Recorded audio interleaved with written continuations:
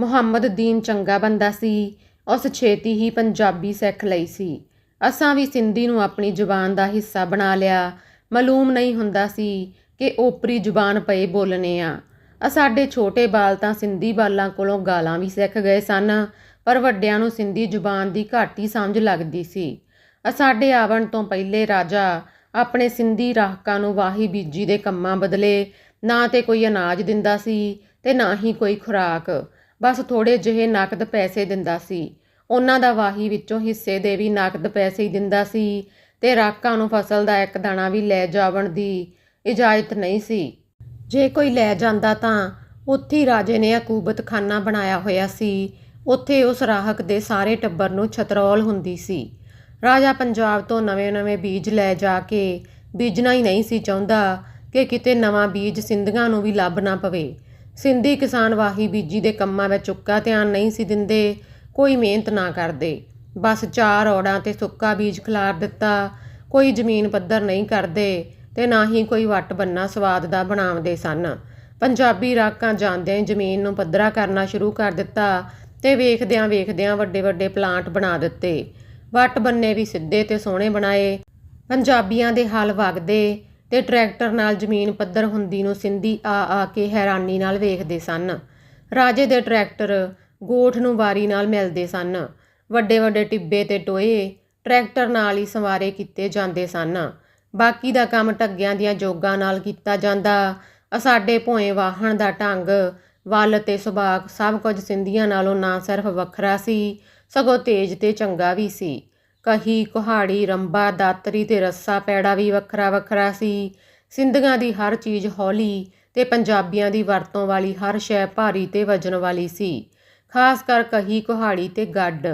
ਖੌਰੇ ਇਹਦਾ ਕਾਰਨ ਇਹ ਸੀ ਕਿ ਇੱਥੋਂ ਦੀ ਭੋਏ ਪੰਜਾਬ ਨਾਲੋਂ ਨਰਮ ਤੇ ਰੇਤਲੀ ਸੀ, ਜਾਂ ਹੋ ਸਕਦਾ ਇਹ ਉਸ ਇਲਾਕੇ ਦੀ ਜ਼ਮੀਨ ਇੰਜ ਦੀ ਹੋਵੇ, ਸਿੰਧ ਦੇ ਦੂਜੇ ਹਿੱਸੇ ਹੋਰ ਤਰ੍ਹਾਂ ਦੇ ਹੋਵਣ। ਸਾਵਣ ਦੇ ਦਿਨ ਸਨ। ਅਸਾਂ ਮੂੰਜੀ ਦੀ ਫਸਲ ਵਾਸਤੇ ਤਿਆਰੀਆਂ ਕੀਤੀਆਂ।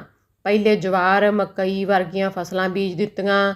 ਜਵਾਰ ਮਕਈ ਦੀ ਫਸਲ ਇੰਨੀ ਵਧੀਆ, ਚੰਗੀ ਤੇ ਛੇਤੀ ਤਿਆਰ ਹੋਈ ਕਿ ਅਸਾਂ ਹੈਰਾਨ ਰਹਿ ਗਏ। ਪੰਜਾਬ ਦੀਆਂ ਚੰਗੀਆਂ ਜ਼ਮੀਨਾਂ ਵਿੱਚ ਮਸਾਂ ਮਰ ਕੇ ਪੱਠੇ ਦੱਥੇ ਲਈ ਜਵਾਰ ਮਕਈ 1 ਮਹੀਨੇ ਯਾਨੀ ਪੂਰੇ 30 ਦਿਨਾਂ ਵਿੱਚ ਤਿਆਰ ਹੁੰਦੀ ਸੀ। ਉਹ ਵੀ ਜੇ ਸਾਈਂ ਚੰਗਾ ਖਿਆਲ ਕਰਦਾ ਹੋਵੇ, ਪਰ ਇੱਥੇ ਤੇ 25 ਦਿਨਾਂ ਵਿੱਚ ਹੀ ਫਸਲ ਤਿਆਰ ਹੋ ਗਈ ਸੀ। ਸਾਡੇ ਡੰਗਰਾਂ ਵਾਸਤੇ ਚਾਰਾ ਤਿਆਰ ਸੀ।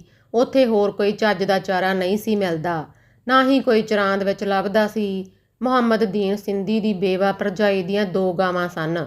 ਉਹ ਰੋਜ਼ ਆ ਕੇ ਸਾਡੀ ਜਵਾਰ ਮਕਈ ਜੋ ਜੀ ਕਰਦਾ ਵੱਢ ਕੇ ਲੈ ਜਾਂਦੀ। ਗਾਵਾਂ ਦੇ ਘਿਓ ਉੱਤੇ ਹੀ ਉਹਦੀ ਗੁਜ਼ਰ ਹੁੰਦੀ ਸੀ। ਜਿੰਨੇ ਪੱਠੇ ਉਹਦੇ ਕੋਲੋਂ ਚੁੱਕੇ ਜਾਂਦੇ ਉਹ ਚੁੱਕ ਲੈਂਦੀ। ਅਸਾਂ ਮਨਾ ਨਾ ਕਰਦੇ। ਬੇਵਾ ਸਿੰਧੀ ਜ਼ੁਬਾਨ ਵਿੱਚ ਅਸੀਸਾਂ ਦਿੰਦੀ ਚੰਗੀ ਲੱਗਦੀ ਸੀ। ਕੋਈ ਉਹਦੀ ਜਵਾਨ ਔਲਾਦ ਨਹੀਂ ਸੀ। ਮੁਹੰਮਦ ਦੀਨ ਆਪਣੇ ਰਿਵਾਜ ਬਾਰੇ ਦੱਸਦਾ ਕਿ ਸਾਡਾ ਕੋਈ ਰਿਸ਼ਤੇਦਾਰ ਸਾਡੇ ਘਰ ਨਹੀਂ ਆ ਸਕਦਾ। ਵਾੜਿਓਂ ਬਾਹਰ ਹੀ ਮੁਲਾਕਾਤ ਕਰੀਦੀ ਏ, ਉਹ ਵੀ ਮਰਦਾਂ ਨਾਲ। ਹਰ ਘਰ ਦੀ ਚਾਰਦੀਵਾਰੀ ਮੋਹੜੇ ਤੇ ਛਾਪਿਆਂ ਨਾਲ ਜੋੜ ਕੇ ਬਣਾਈ ਹੁੰਦੀ ਏ। ਇਸ ਵਾੜੇ ਅੰਦਰ ਸਿੰਧੀ ਸਵਾਣੀ ਦਾ ਕੋਈ ਭਰਾ ਪਿਓ ਵੀ ਨਹੀਂ ਆ ਸਕਦਾ। ਸਿੰਧੀ ਜੋੜੇ ਸਾਰੀ ਉਮਰ ਇਕੱਠੇ ਹੀ ਸੌਂਦੇ ਸਨ ਤੇ ਨਹਾਉਂਦੇ ਸਿਰਫ ਜੁੰਮੇ ਦੇ ਜੁੰਮੇ ਸਨ। ਸਿੰਧੀ ਲੋਕ ਵਿਆਹ ਸ਼ਾਦੀ ਉੱਤੇ ਸੰਡਾ ਹਲਾਲ ਕਰਕੇ ਪਕਾਉਂਦੇ ਸਨ। ਗੋਸ਼ਤ ਚੌਲ ਇਕੱਠੇ ਯਾਨੀ ਪੱਕਾ ਮਿੱਠਾ ਨਹੀਂ ਸਨ ਪਕਾਉਂਦੇ, ਪਰ ਪਲਾ ਵੀ ਅਮੀਰ ਸਿੰਧੀ ਪਕਾਉਂਦਾ ਸੀ। ਮਾੜਾ ਤੇ ਕੁਝ ਵੀ ਨਹੀਂ ਸੀ ਪਕਾਵਣ ਜੋਗਾ। ਮੁਹੰਮਦ ਦੀਨ ਕੋਲੋਂ ਮੈਂ ਸਵਾਲ ਕੀਤਾ ਕਿ ਤੁਸੀਂ ਆਪਣੀਆਂ ਸਵਾਣੀਆਂ ਨੂੰ ਉਹਨਾਂ ਦੇ ਨੇੜੇ ਦੇ ਰਿਸ਼ਤੇਦਾਰਾਂ ਨਾਲ ਵੀ ਕਿਉਂ ਨਹੀਂ ਮਿਲਣ ਦਿੰਦੇ? ਮੁਹੰਮਦ ਦੀਨ ਦੱਸਿਆ, ਅਸਾਂ ਬੀਵੀਆਂ ਵਿਆਹਣ ਲਈ ਰੋਕੜੇ ਭਰਨੇ ਆ, ਫਿਰ ਸਾਡੀ ਮਰਜ਼ੀ ਕਿ ਕਿਸੇ ਨਾਲ ਮਿਲਣ ਦਈਏ ਜਾਂ ਨਾ ਮਿਲਣ ਦਈਏ। ਸਿੰਧ ਦੇ ਮਾੜੇ ਲੋਕਾਂ ਕੋਲ ਕੋਈ ਮੰਜੀ ਪੀੜਾ ਨਹੀਂ ਹੁੰਦਾ। ਸਾਰਾ ਟੱਬਰ ਭੋਏ ਉੱਤੇ ਹੀ ਲੇਟਦਾ ਸੀ। ਬਰਸਾਤ ਦੇ ਸਮੇਂ ਵਿੱਚ ਉਹ ਬੰਦੇ ਦੇ ਲੱਕ ਜਿੰਨੇ ਉੱਚੇ ਢਾਰੇ ਬਣਾ ਕੇ ਉਹਨਾਂ ਉੱਤੇ ਸੌਂਦੇ ਸਨ। ਸੱਜਰੇ ਜੰਮੇ ਬਾਲਾਂ ਦੀਆਂ ਲੱਤਾਂ ਬੰਨ੍ਹ ਕੇ ਇਸ ਲਈ ਜੋੜ ਕੇ ਰੱਖਦੇ ਸਨ ਕਿ ਡਿੰਗੀਆਂ ਨਾ ਹੋ ਜਾਵਣ। ਪੰਜਾਬੀ ਮਾਵਾਂ ਆਪਣੇ ਬਾਲਾਂ ਦਾ ਸਿਰ ਗੋਲ ਪਸੰਦ ਕਰਦੀਆਂ ਨੇ ਤੇ ਇਸੇ ਲਈ ਸੱਜਰੇ ਜੰਮੇ ਨਿਆਣਿਆਂ ਦਾ ਸਿਰ ਘੁੱਟ ਕੇ ਗੋਲ ਬਣਾਉਣ ਦਾ ਯਤਨ ਕਰਦੀਆਂ ਨੇ, ਪਰ ਸਿੰਧੀ ਮਾਵਾਂ ਆਪਣੇ ਬਾਲਾਂ ਦਾ ਸਿਰ ਲੰਮਾ ਪਸੰਦ ਕਰਦੀਆਂ ਨੇ। ਸਿੰਧੀ ਰੀਤ ਵਿੱਚ ਲੰਮੇ ਸਿਰ ਵਾਲਾ ਬਾਲ ਕਿਸਮਤ ਵਾਲਾ ਹੁੰਦਾ ਏ ਤੇ ਗੋਲ ਸਿਰ ਵਾਲਾ ਬੇਵਕੂਫ। ਉਸ ਇਲਾਕੇ ਵਿੱਚ ਮੇਰੂ ਡੰਗਰ ਚੰਗਾ ਨਹੀਂ ਪਲ ਸਕਦਾ। ਬਿਮਾਰ ਤੇ ਮਰਿਆ ਹੋ ਜਾਂਦਾ ਸੀ। ਮੇਰੂ ਦੇ ਜਿਗਰ ਵਿੱਚ ਕੋਈ ਬਿਮਾਰੀ ਲੱਗ ਜਾਂਦੀ ਸੀ ਤੇ ਓਜਰੀ ਵਿੱਚ ਕੀੜੇ ਪੈ ਜਾਂਦੇ ਸਨ। ਮੱਝ ਬਹੁਤ ਘੱਟ ਦੁੱਧ ਦਿੰਦੀ ਸੀ।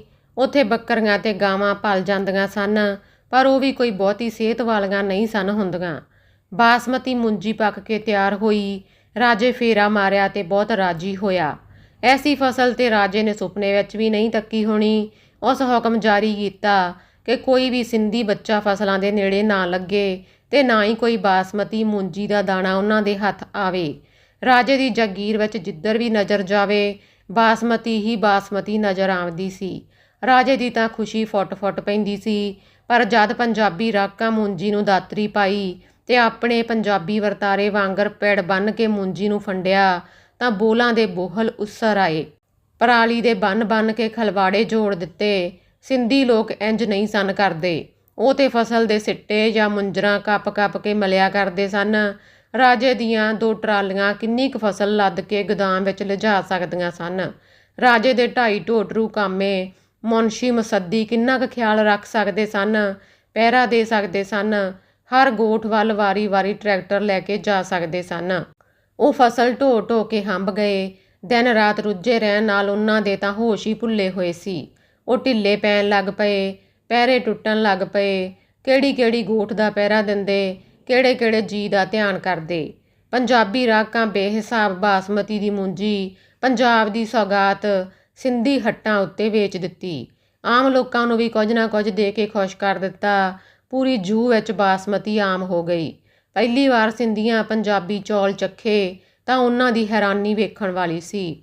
ਉਹ ਤਾਰੀਫ ਕਰਦੇ ਆਖਦੇ, ਵਾਹ ਮਾਨੋ, ਇਤਰੋ ਸਵਾਦ ਕਮਾਲ ਏ।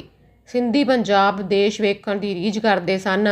ਮੁਹੰਮਦ ਦੀਨ ਤੇ ਉਹਦੀ ਬੇਵਾ ਭਰਜਾਈ ਦੇ ਘਰ ਇੰਨੀ ਬੇਹਿਸਾਬ ਮੁੰਜੀ ਵਗਾ ਦਿੱਤੀ ਸੀ ਕਿ ਸਾਲ ਤੀਕਰ ਉਹਨਾਂ ਨੂੰ ਕਿਸੇ ਹੋਰ ਅਨਾਜ ਦੀ ਲੋੜ ਨਾ ਪਈ।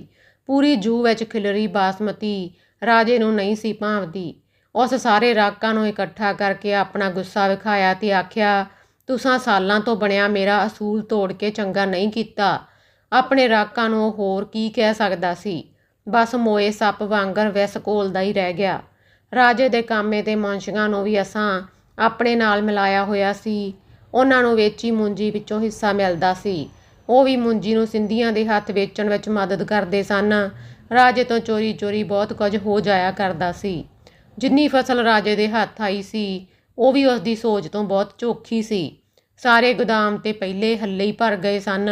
ਬਾਕੀ ਦੇ ਅਨਾਜ ਨੂੰ ਵਾੜੇ ਵਿੱਚ ਭੋਏ ਉੱਤੇ ਬੋਹਲ ਬਣਾ ਕੇ ਕੱਖਾਂ ਕਾਨਿਆਂ ਨਾਲ ਕੱਜਿਆ ਗਿਆ ਸੀ। ਪਰ ਅਨਾਜ ਤੇ ਫੇਰ ਵੀ ਵਾਧੂ ਖਿਲਰਿਆ ਫਿਰਦਾ ਸੀ। ਰਾਜੇ ਦੇ ਡੇਰੇ ਵਿੱਚ ਹਰ ਪਾਸੇ ਅਨਾਜ ਹੀ ਅਨਾਜ। ਉਹਨੂੰ ਆਪਣੀ ਕਾਰ ਖੜੀ ਕਰਨ ਲਈ ਵੀ ਥਾਂ ਨਹੀਂ ਸੀ ਮਿਲਦੀ। ਪਰ ਸਿੰਧੀ ਵਿਚਾਰੇ ਤੇ ਅਜੇ ਵੀ ਭੁੱਖੇ ਨੰਗੇ ਸਨ। ਬਹੁਤਾ ਅਨਾਜ ਤਾਂ ਪੈਸੇ ਵਾਲਿਆਂ ਸਿੰਧੀਆਂ ਹੀ ਖਰੀਦਿਆ ਸੀ। ਆਮ ਸਿੰਧੀ ਕੋਲ ਤੇ ਪੈਸਾ ਹੀ ਕੋਈ ਨਹੀਂ ਸੀ। ਉਹ ਪੰਜਾਬ ਦੀ ਬਾਸਮਤੀ ਕਿਵੇਂ ਖਰੀਦ ਸਕਦੇ ਸਨ। ਉਹ ਤਾਂ ਮਸਾਂ ਮਰ ਕੇ ਲਾਲ ਮੋਟੇ ਸਿੰਧੀ ਚੌਲ ਦੀ ਹੀ ਖਾਹਿਸ਼ ਕਰ ਸਕਦੇ ਸਨ। ਪੰਜਾਬ ਵੱਲੋਂ ਸੱਜਣਾ ਦੇ ਖਤ ਪੱਤਰ ਆਵਣ ਲੱਗ ਪਏ ਸਨ। ਆਪਣਾ ਹਾਲ ਖੋਲ੍ਹ ਕੇ ਲਿਖਦੇ ਸਨ ਤੇ ਇੱਥੋਂ ਦਾ ਹਾਲ ਜਾਣਨਾ ਚਾਹੁੰਦੇ ਸਨ। ਇੱਥੇ ਆ ਕੇ ਮਾਲੂਮ ਹੋਇਆ ਕਿ ਚਿੱਠੀ ਆਈ ਸੱਜਣਾ ਦੀ ਕੀ ਹੁੰਦੀ ਏ। ਚਿੱਠੀਆਂ ਤੋਂ ਅੱਡ ਪੰਜਾਬ ਵੱਲੋਂ ਕੋਈ ਨਾ ਕੋਈ ਮੁਲਾਕਾਤ ਲਈ ਆਵਣ ਲੱਗ ਪਿਆ ਸੀ। ਪੰਜਾਬੋਂ ਆਏ ਮੁਲਾਕਾਤੀ ਨੂੰ ਸਾਰੇ ਹੀ ਔਹ ਕੇ ਮਿਲਦੇ, ਘੁੱਟ ਜੱਫੀਆਂ ਪਾਉਂਦੇ ਤੇ ਅੱਖਾਂ ਵੀ ਭਿੱਜ ਜਾਂਦੀਆਂ ਸਨ। ਆਪਣੇ ਅੰਗਾਂ ਸਾਕਾਂ ਨੂੰ ਸੁਨੇਹਾ ਘੱਲਦੇ, ਹਾਲ ਪੁੱਛਦੇ ਤੇ ਆਪਣਾ ਹਾਲ ਜ਼ੁਬਾਨੀ ਜਾਂ ਲਿਖ ਕੇ ਘੱਲਦੇ। ਲੋਕਾਂ ਦੀ ਆਵਾਜਾਈ ਨਾਲ ਪੰਜਾਬ ਦੇ ਮੌਸਮਾਂ ਦਾ ਪਤਾ ਲੱਗਦਾ ਸੀ। ਇੱਥੇ ਤੇ ਇੱਕੋ ਮੌਸਮ ਸੀ, ਠੰਡਾ ਨਾ ਗਰਮ, ਤੇਜ਼ ਹਵਾ, ਲੂਣ ਤੇ ਨਮੀ ਭਰੀ। ਪੰਜਾਬ ਦੇ ਲੋਕਾਂ ਦੀਆਂ ਗਮੀਆਂ ਤੇ ਖੁਸ਼ੀਆਂ ਦੀ ਖਬਰ ਮਿਲਦੀ ਸੀ। ਪਰ ਮੇਰੀ ਤਾਂਘ ਕੁਝ ਹੋਰ ਸੀ। ਮੈਂ ਕਿਹਨੂੰ ਸੁਨੇਹਾ ਘੱਲਾਂ, ਕਿਹਨੂੰ ਹਾਲ ਸੁਣਾਵਾਂ ਦਿਲ ਦਾ। ਲੋਕ ਤੇ ਆਪਣੇ ਸੱਜਣਾ ਬਾਰੇ ਪੁੱਛਦੇ ਸਨ, ਪਰ ਮੈਂ ਕਿੰਝ ਪੁੱਛਾਂ। ਸਿਰਫ ਚਾਚੇ ਲੰਡੂ ਬਾਰੇ ਮਾਲੂਮ ਹੋਇਆ ਕਿ ਹੋਸ਼ਾਂ ਉਹਦੇ ਕੋਲੋਂ ਤਲਾਕ ਵੀ ਲੈ ਗਈ ਏ ਤੇ ਲੰਡੂ ਦਾ ਉਹੀ ਹਾਲ ਏ ਜਿਹੜਾ ਪਹਿਲਾਂ ਸੀ। ਇਸ ਤੋਂ ਅੱਡ ਮੇਰੇ ਲਈ ਹੋਰ ਕੋਈ ਖਬਰ ਨਹੀਂ ਸੀ। ਸਿੰਧ ਦੀ ਭੋਏ ਉੱਤੇ ਸਾਡੇ ਇੱਕ ਬਾਲ ਜੰਮਿਆ। ਉਸ 4 ਸਾਹ ਲਏ, ਫੇਰ ਉੱਕਾ ਹੀ ਚੁੱਪ ਕਰ ਗਿਆ। ਜੰਮਦਿਆਂ ਸਾਰ ਉਹ ਰੋਇਆ ਵੀ ਨਹੀਂ ਸੀ। ਖੌਰੇ ਉਹਨੂੰ ਮਾਲੂਮ ਹੋ ਗਿਆ ਸੀ ਕਿ ਪਰਦੇਸ ਵਿੱਚ ਰੋਈਦਾ ਨਹੀਂ। ਇਹ ਵੀ ਉਹਨੂੰ ਪਤਾ ਲੱਗ ਗਿਆ ਹੋਣਾ ਏ ਕਿ ਉਹਦੇ ਪਿਓ ਦਾ ਦੇਸ ਹੀ ਕੋਈ ਨਹੀਂ, ਆਪਣਾ ਕਬਰਸਤਾਨ ਤੇ ਥਾਂ ਟਿਕਾਣਾ ਕੋਈ ਨਹੀਂ। ਫਿਰ ਦੇਸ ਪਰਦੇਸ ਕੀ ਹੋਇਆ? ਗੱਲ ਤੇ ਠੀਕ ਸੀ। ਜਿਹੜੇ ਸਮਾਜ ਵਿੱਚ ਉਹਦੇ ਪਿਓ ਦੀ ਕੋਈ ਜਾਣ ਪਛਾਣ ਨਹੀਂ ਸੀ, ਉੱਥੇ ਉਹਨੂੰ ਕਿਸ ਪਛਾਣਨਾ ਸੀ? ਜਾਂ ਇਹ ਵੀ ਹੋ ਸਕਦਾ ਏ ਜੰਮਦਿਆਂ ਸਾਰ ਕਿਸੇ ਉਹਦੇ ਕੰਨ ਵਿੱਚ ਫੂਕ ਮਾਰ ਦਿੱਤੀ ਹੋਵੇ ਕਿ ਕਾਕਾ ਇਸ ਕੰਗਲੇ ਮਾਂ ਪਿਓ ਕੋਲੋਂ ਜਿੰਨੀ ਛੇਤੀ ਜਾਨ ਛੁੱਟਦੀ ਆ ਛੁਡਾ ਲੈ, ਨਹੀਂ ਤਾਂ ਪਿਓ ਵਾਂਗਰ ਸਾਰੀ ਉਮਰ ਦੂਜਿਆਂ ਦੀ ਟਾਂਗੀ ਚੁੱਕ ਚੁੱਕ ਕੁੱਬਾ ਹੋ ਰਵੇਂਗਾ। ਦਮਾਂ ਨਾਲ ਵਤਨ ਤੇ ਜਾਤ ਜੋਗੀ ਵਾਲੀ ਉਹਨੂੰ ਪਸੰਦ ਨਾ ਆਈ। ਜਿਵੇਂ ਚੁੱਪ ਚਪੀਤਾ ਆਇਆ ਸੀ, ਉਂਝ ਹੀ ਚੁੱਪ ਚਪੀਤਾ ਚਲਾ ਗਿਆ। ਉਹਦੇ ਇੰਝ ਝਲਕ ਵਿਖਾ ਕੇ ਜਾਵਣ ਨਾਲ ਕੁਝ ਦਰਦ ਤਾਂ ਹੋਇਆ। ਫਿਰ ਕੁਝ ਦਿਨਾਂ ਮਗਰੋਂ ਮੈਂ ਵੀ ਭੁੱਲ ਗਿਆ। ਉਹਦੀ ਮਾਂ ਨਹੀਂ ਸੀ ਭੁਲਾ ਰਹੀ। ਉਹ ਜਦ ਵੀ ਰੋਂਦੀ ਤਾਂ ਇਹੀ ਆਖਦੀ ਕਿ ਮੇਰਾ ਪਲੇਠੀ ਦਾ ਪੁੱਤਰ। ਆਪਣੀ ਵਹੁਟੀ ਨੂੰ ਮੈਂ ਦਿਲਾਸੇ ਤਾਂ ਦਿੰਦਾ ਕਿ ਭਲੀਏ ਅਜੇ ਤਾਂ ਸਾਰੀ ਉਮਰ ਪਈ ਏ, ਕੋਈ ਹੋਰ ਆ ਜਾਸੀ, ਫਿਕਰ ਕਾਹਨੂੰ ਕਰਨੀ ਏ। ਉਹਨੂੰ ਮੇਰੀ ਗੱਲ ਨਾਲ ਤਸੱਲੀ ਨਹੀਂ ਸੀ ਹੁੰਦੀ। ਮੇਰੀਆਂ ਕੁੜੱਤਣਾਂ ਵਿੱਚ ਹੋਰ ਵਾਧਾ ਹੋਈ ਜਾਂਦਾ ਸੀ। ਮੇਰਾ ਦਰਦ ਦੂਣ ਸਵਾਇਆ ਹੋ ਕੇ ਮੇਰੇ ਸਾਹਮਣੇ ਆਣ ਖਲੋਂਦਾ ਸੀ। ਦਰਦ ਵੀ ਐਸਾ ਜੋ ਦੱਸਿਆ ਵੀ ਨਾ ਜਾਵੇ ਤੇ ਸਮਝਿਆ ਵੀ ਨਾ ਜਾਵੇ। ਕੁੜੱਤਣਾਂ ਤੇ ਦੁੱਖਾਂ ਨੂੰ ਭੁਲਾਵਣ ਲਈ ਮੈਂ ਇਬਾਦਤ ਕਰਨ ਲੱਗ ਪਿਆ। ਇੱਥੇ ਗੱਡ ਨਹੀਂ ਸੀ ਵਾਹਣੀ ਪੈਂਦੀ। ਰਾਤ ਨੂੰ ਘਰ ਹੀ ਰਹੀਦਾ ਸੀ। ਨਮਾਜ਼ਾਂ 5 ਵੇਲੇ ਤੇ ਸੁਬਹ ਸਵੇਰੇ ਤਲਾਵਤ ਰੋਜ਼ ਕਰੀਦੀ ਸੀ। ਨਮਾਜ਼ਾਂ ਤੇ ਤਲਾਵਤਾਂ ਨਾਲ ਮੇਰਾ ਦਿਲ ਸੰਭਲਦਾ ਨਹੀਂ ਸੀ ਪਿਆ, ਸਗੋਂ ਮੇਰੇ ਵਿੱਚ ਬੜਬੜ ਤੇ ਨੋਕ ਟੋਕ ਦੀ ਆਦਤ ਜ਼ਿਆਦਾ ਹੋ ਗਈ ਸੀ। ਐਵੇਂ ਹਰ ਕਿਸੇ ਨੂੰ ਭੈੜਾ ਆਖਣ ਉੱਤੇ ਮਨ ਕਰਦਾ ਸੀ। ਹਰ ਵੇਲੇ ਦਿਲ ਉੱਡਿਆ ਉੱਡਿਆ ਰਹਿੰਦਾ ਤੇ ਜ਼ੁਬਾਨ ਕਾਬੂ ਵਿੱਚ ਨਹੀਂ ਸੀ ਆਉਂਦੀ। ਕਲੇਜਾ ਇੰਝ ਜਿਵੇਂ ਕਿਸੇ ਪਿੰਜਰੇ ਵਿੱਚ ਬੰਦ ਜਨੌਰ ਹੋਵੇ, ਘੁੰਮ ਘੁੰਮ ਕੇ ਤੇ ਉੱਡ ਉੱਡ ਕੇ ਫਾਵਾ ਹੋ ਜਾਓ, ਰਹਿਣਾ ਫਿਰ ਪਿੰਜਰੇ ਦੇ ਵਿੱਚ ਹੀ। ਇੰਝ ਲੱਗਦਾ ਸੀ ਜਿਵੇਂ ਕਿਸੇ ਮੇਰੇ ਕਾਲਜੇ ਨੂੰ ਰੁੱਗ ਭਰ ਲਿਆ ਹੋਵੇ, ਫਿਰ ਤਰੇਨ ਦੇ ਕੇ ਆਪਣੇ ਵੱਲ ਖਿੱਚ ਰਿਹਾ ਹੋਵੇ। ਮੇਰੇ ਕਾਲਜੇ ਰੁੱਗ ਭਰਨ ਵਾਲਾ ਕੌਣ ਸੀ ਜਾਂ ਕਿਹੜਾ ਖਿਆਲ ਸੀ, ਕੁਝ ਮਾਲੂਮ ਨਹੀਂ ਸੀ ਮੈਨੂੰ, ਤੇ ਨਾ ਹੀ ਕੁਝ ਸੂਝ-ਬੂਝ ਸੀ। ਰਾਤਾਂ ਨੂੰ ਨੀਂਦਰ ਵੀ ਨਹੀਂ ਸੀ ਆਇਆ ਕਰਦੀ। ਕੋਈ ਐਸੀ ਚਿੰਤਾ ਜਾਂ ਫਿਕਰ ਵੀ ਨਹੀਂ ਸੀ ਕਿ ਬੰਦਾ ਚਿੰਤਾ ਦੀ ਚਿਖਾ ਵਿੱਚ ਸੜਦਾ ਹੋਵੇ। ਇਹੋ ਜਿਹੀ ਵੀ ਕੋਈ ਗੱਲ ਨਹੀਂ ਸੀ, ਪਰ ਕੁਝ ਹੈ ਜ਼ਰੂਰ ਸੀ ਜੋ ਮੈਂ ਨਹੀਂ ਸਾਂ ਜਾਣਦਾ, ਮੈਂ ਨਹੀਂ ਸਾਂ ਪਛਾਣਦਾ।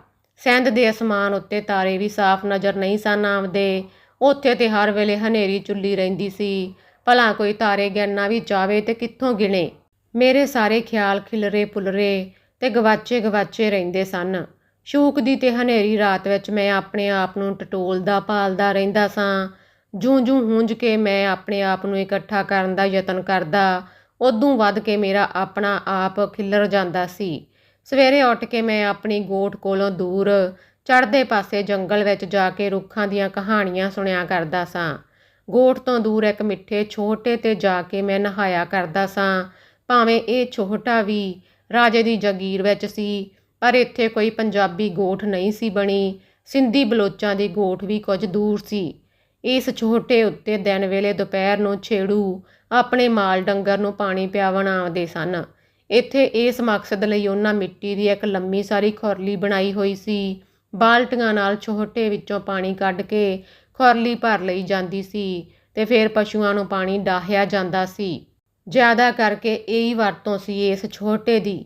ਸਵੇਰ ਨੂੰ ਮੈਂ ਇੱਥੇ ਆ ਕੇ ਨਹਾਇਆ ਕਰਦਾ ਸਾਂ ਤੇ ਨਹਾਵਣ ਮਗਰੋਂ ਗੱਲਾਂ ਕਰਦਾ ਹੀ ਘਰ ਪਰਤ ਜਾਂਦਾ ਸਾਂ। ਬਲੋਚ ਗੋਠ ਵਿੱਚ ਜਦ ਕਦੇ ਪਾਣੀ ਦੀ ਥੋੜ ਹੁੰਦੀ ਤਾਂ ਲੋਕ ਇੱਥੋਂ ਪਾਣੀ ਲੈ ਜਾਇਆ ਕਰਦੇ ਸਨ, ਪਰ ਇੰਝ ਹੁੰਦਾ ਕਦੀ-ਕਦੀ ਸੀ।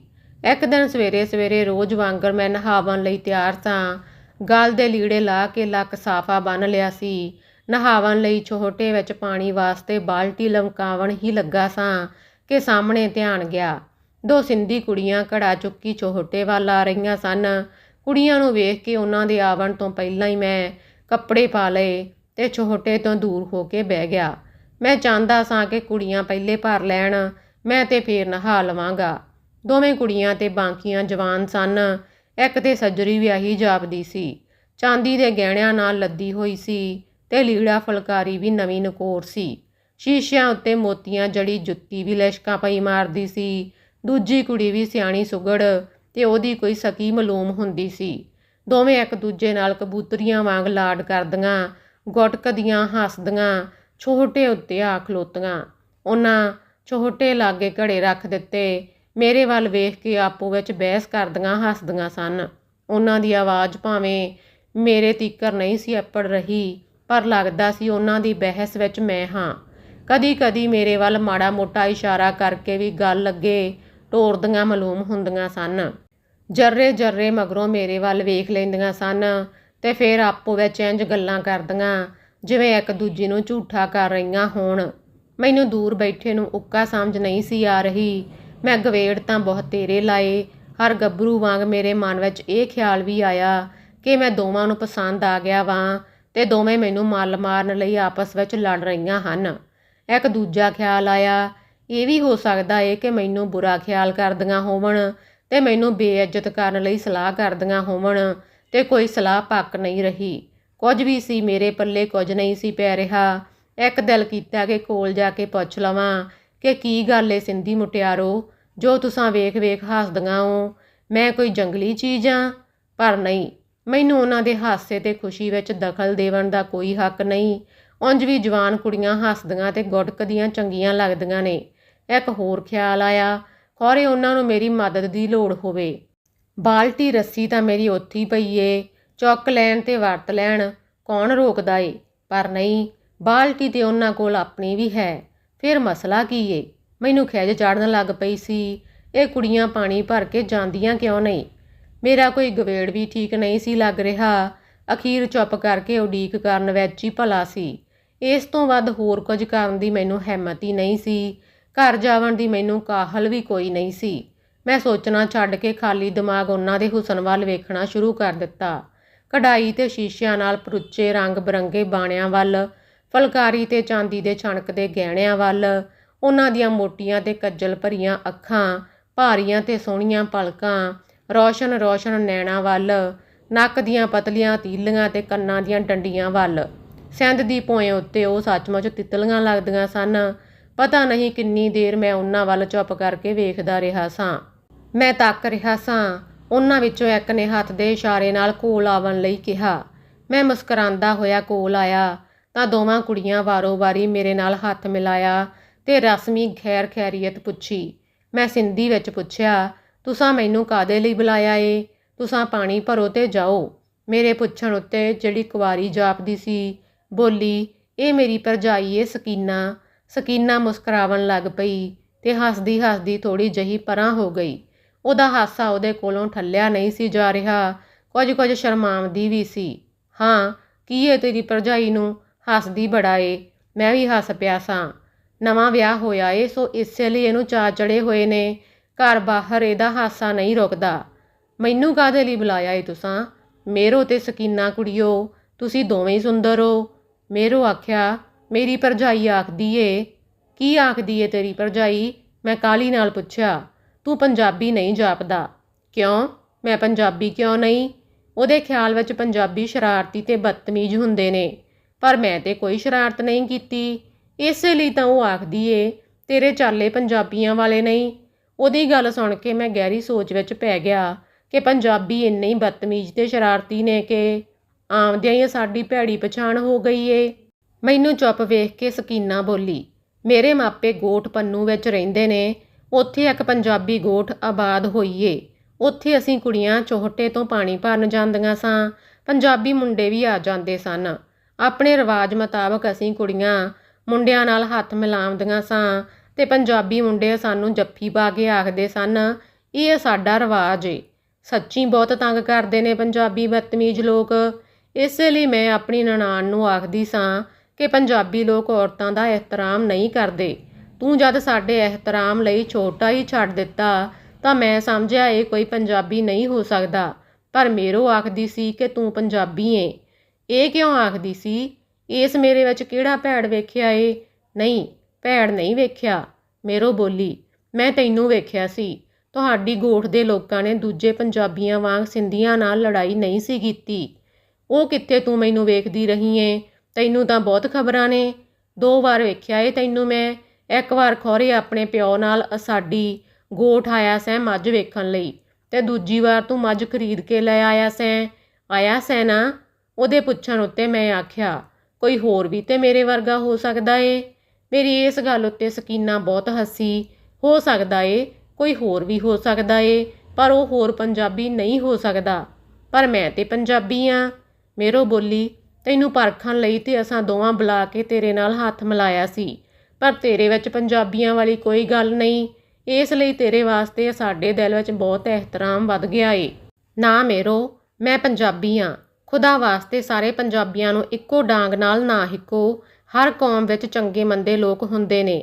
ਮੈਂ ਸਾਰੇ ਪੰਜਾਬੀਆਂ ਦੀ ਸਫਾਈ ਦੇਣ ਲਈ ਆਪਣੇ ਆਪ ਨੂੰ ਨੁਮਾਇੰਦਾ ਸਮਝ ਲਿਆ ਸੀ, ਪਰ ਉਹ ਤੇ ਦੋਵੇਂ ਕੁੜੀਆਂ ਪੰਜਾਬੀਆਂ ਬਾਰੇ ਆਪਣੇ ਨਾਲ ਵਰਤੇ ਹੋਏ ਵਿਹਾਰ ਨੂੰ ਸੁਣਾ ਕੇ ਮੈਨੂੰ ਸ਼ਰਮਿੰਦਾ ਕਰ ਰਹੀਆਂ ਸਨ। ਇਸੇ ਸ਼ਰਮਿੰਦਗੀ ਭਾਰੋਂ ਹੀ ਮੈਂ ਪਾਣੀ ਉਹਨਾਂ ਦੇ ਘੜਿਆਂ ਵਿੱਚ ਭਰਿਆ। ਜਾਂਦਿਆਂ ਹੋਇਆਂ ਉਹਨਾਂ ਇੱਕ ਵਾਰੀ ਫੇਰ ਮੁਸਕਰਾ ਕੇ ਮੇਰੇ ਨਾਲ ਵਾਰੀ-ਵਾਰੀ ਹੱਥ ਮਿਲਾਇਆ। ਉਹਨਾਂ ਸਿਰਾਂ ਉੱਤੇ ਘੜੇ ਚੁੱਕੇ ਹੋਏ ਸਨ। ਦੂਜੇ ਤੀਜੇ ਦਿਨ ਉਹਨਾਂ ਨਾਲ ਮੁਲਾਕਾਤ ਹੋ ਜਾਂਦੀ ਸੀ। ਚੋਹਟੇ ਉੱਤੇ ਮੈਂ ਨਹਾਵਣ ਜਾਂਦਾ, ਉਹ ਪਾਣੀ ਭਰਨ ਆਉਂਦੀਆਂ। ਬਾਅਦ ਵਿੱਚ ਪਤਾ ਲੱਗਾ ਕਿ ਦੋਵੇਂ ਆਪਣੇ ਨਾਂ ਦੇ ਉਲਟ ਸਨ। ਸਕੀਨਾ ਨਿਮਾਣੀ ਮੇਰੋ ਦਾ ਨਾਂ ਮੱਲ ਲਿਆ ਸੀ ਤੇ ਆਪਣਾ ਨਾਂ ਉਹਨੂੰ ਦੇ ਦਿੱਤਾ ਸੀ। ਮੇਰੇ ਪੁੱਛਣ 'ਤੇ ਉਹਨਾਂ ਦੱਸਿਆ ਕਿ ਇਹ ਸਾਡੇ ਪਿਆਰ ਦੀ ਗੱਲ ਏ, ਅਸਾਂ ਨਾਂ ਵਟਾ ਲਏ ਨੇ, ਆਦਮੀ ਨਹੀਂ। ਤੇਰਾ ਤੇ ਅਜੇ ਵਿਆਹ ਵੀ ਨਹੀਂ ਹੋਇਆ ਸਕੀਨਾ, ਕੌਣ ਹੋਸੀ ਤੇਰਾ ਆਦਮੀ? ਮੈਂ ਆਖਿਆ, ਉਹ ਕੌਣ ਖੁਸ਼ ਨਸੀਬ ਹੋਸੀ। ਦੋਵੇਂ ਮੈਨੂੰ ਛੇੜ ਕੇ ਇੱਕੋ ਵਾਰ ਹੱਸਦੀਆਂ ਤਾਂ ਬਹੁਤ ਭਲੀਆਂ ਲੱਗਦੀਆਂ ਸਨ। ਮੇਰੀ ਕੁਝ ਉਦਾਸੀ ਘਟ ਗਈ ਸੀ। ਸਿੰਧੀ ਜੂਹ ਵਿੱਚ ਮੇਰਾ ਮਨ ਵਸਣ ਲੱਗ ਪਿਆ ਸੀ। ਸਕੀਨਾ ਨਿਮਾਣੀ ਤੇ ਮੇਰੋ ਦੀ ਉਡੀਕ ਕਰਨ ਲੱਗ ਪਿਆ ਸਾਂ। ਪਤਾ ਨਹੀਂ ਕਿਵੇਂ ਮੇਰੀ ਮਾਂ ਤੇ ਮੇਰੀ ਵਹੁਟੀ ਨੂੰ ਮੇਰੇ ਮਨ ਦੀ ਖਬਰ ਹੋ ਗਈ। ਵਹੁਟੀ ਤਾਂ ਲੁਕ ਕੇ ਰੋਈ, ਪਰ ਮਾਂ ਗੁੱਸੇ ਰਹਿੰਦੀ। ਗੱਲ ਉੱਤੇ ਕਿਸੇ ਨਾ ਕਿਸੇ ਬਹਾਨੇ ਝਾੜ ਪਾ ਦਿੰਦੀ। ਵਹੁਟੀ ਨੂੰ ਤਾਂ ਮੈਂ ਬਹਾਨੇ ਨਾਲ ਪਰਚਾ ਲਿਆ ਸੀ, ਯਕੀਨ ਦਿਵਾ ਦਿੱਤਾ ਸੀ ਕਿ ਮੇਰੇ ਉੱਤੇ ਇਤਬਾਰ ਕਰ। ਪਰ ਮਾਂ ਨੂੰ ਇਤਬਾਰ ਨਹੀਂ ਸੀ ਆਉਂਦਾ। ਉਹ ਆਖਦੀ, ਗੋਗੀ, ਪਰਦੇਸਾਂ ਵਿੱਚ ਇੱਕ ਦੂਜੇ ਨੂੰ ਦਗਾ ਨਹੀਂ ਦੇਈਦਾ। ਮੈਂ ਹੱਸ ਕੇ ਆਖਦਾ, ਦੇਸਾਂ ਵਿੱਚ ਦਗਾ ਦੇਣਾ ਚਾਹੀਦਾ ਏ। ਮੇਰੇ ਆਖਣ ਉੱਤੇ ਮਾਂ ਘੂਰੀ ਵੱਟ ਕੇ ਮੈਨੂੰ ਚੁੱਪ ਕਰਾ ਦਿੰਦੀ। ਸਿੰਧੀ ਲੋਕ ਸਲਾਮ ਕਰਨ ਵਿੱਚ ਪਹਿਲ ਕਰਦੇ ਬਹੁਤ ਚੰਗੇ ਲੱਗਦੇ ਸਨ, ਪਰ ਝੁਕ ਕੇ ਗੋਡਿਆਂ ਨੂੰ ਹੱਥ ਲਾਉਂਦੇ ਮੈਨੂੰ ਚੰਗੇ ਨਾ ਲੱਗਦੇ। ਉਹਨਾਂ ਦੀ ਤਬੀਅਤ ਵਿੱਚੋਂ ਆਜਜ਼ੀ, ਇੰਕਸਾਰੀ ਤੇ ਮਾਸੂਮੀਅਤ ਫੁੱਟ ਪੈਂਦੀ ਸੀ। ਝੱਟ ਨਾਲ ਹੀ ਸੱਜਣ ਬਣ ਜਾਂਦੇ, ਜਿਵੇਂ ਬਹੁਤ ਪੁਰਾਣਾ ਜਾਣੂ ਹੋਵੇ। ਹਰ ਵੇਲੇ ਕੁਝ ਨਾ ਕੁਝ ਦਾਨ ਦੀ ਰੀਝ ਕਰਨ ਵਾਲੀ ਉਹਨਾਂ ਦੀ ਆਦਤ ਬਹੁਤ ਮਾੜੀ ਸੀ। ਮਰਦ, ਔਰਤਾਂ, ਕੁੜੀਆਂ ਤੇ ਬਾਲ ਸਭਨਾਂ ਦੀ ਇੱਕੋ ਖਾਹਿਸ਼ ਹੁੰਦੀ ਕਿ ਸਾਹਮਣੇ ਵਾਲਾ ਜਾਂ ਮਿਲਣ ਵਾਲਾ ਕੁਝ ਨਾ ਕੁਝ ਦੇ ਕੇ ਜਾਸੀ, ਅਹਿਸਾਨ ਕਰ ਸੀ, ਦਾਨ ਕਰ ਸੀ। ਬਖਸ਼ੀਸ਼ ਦੀ ਖਾਤਰ ਔਲਦੇ ਰਹਿਣਾ ਕੋਈ ਚੰਗੀ ਆਦਤ ਨਹੀਂ ਸੀ। Please like, share and subscribe.